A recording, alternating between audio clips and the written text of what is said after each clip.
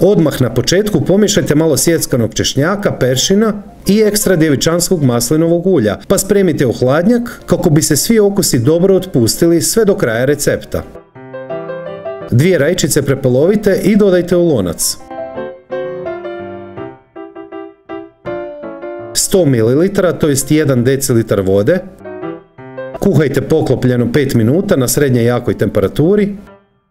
Umjesto svježih rajčica možete koristiti 200 g sjeckanih rajčica, na primjer iz konzerve. Nakon 5 minuta maknite kožice od rajčice, sada ide bez problema.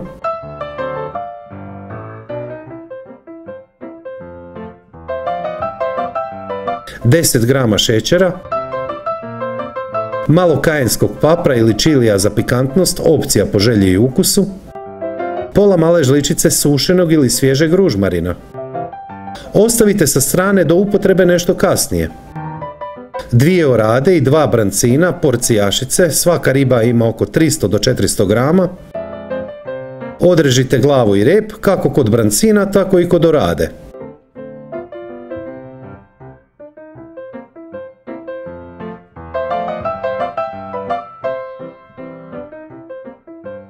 Dobro utrljajte sol posvuda, izvana i iznutra.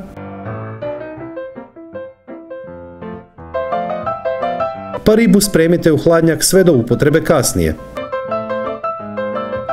Krumpire samo prepolovite i kuhajte u posoljenoj vodi dok ne omekšaju, to je sigurno oko 20 minuta.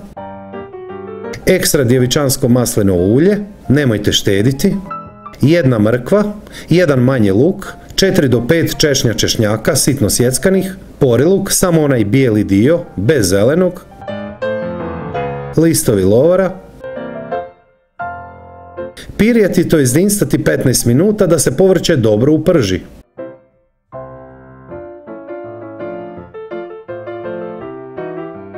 Sada nastavite ono vrijeme koje je potrebno da se tekućina reducira u potpunosti.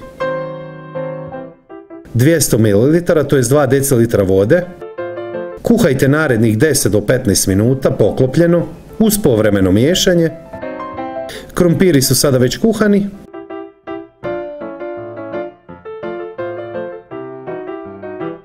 Bilo bi odlično ako imate malo šparoga.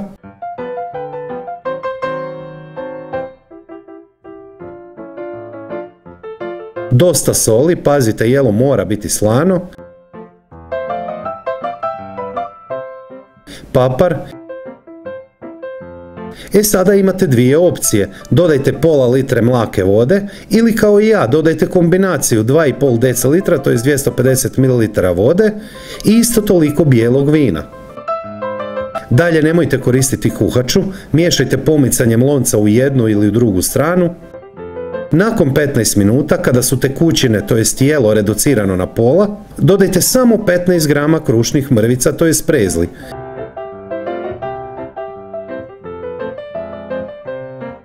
Kratko prokuhajte minutu.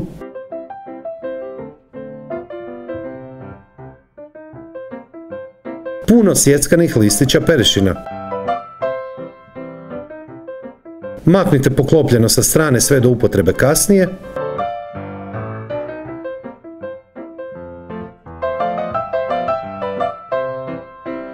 Ribu uvaljati u brašno, najbolje kukuruzno, ja ga nisam imao, ali možete zato koristiti bilo koje brašno. Peći 3 minute s jedne i isto toliko s druge strane.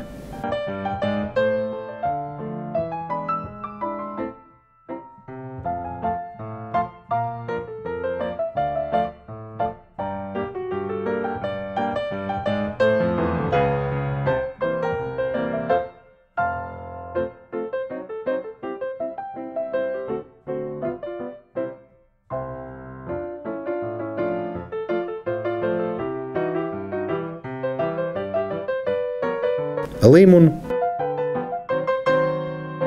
Pinjole kratko ispecite bez masnoće u tavi.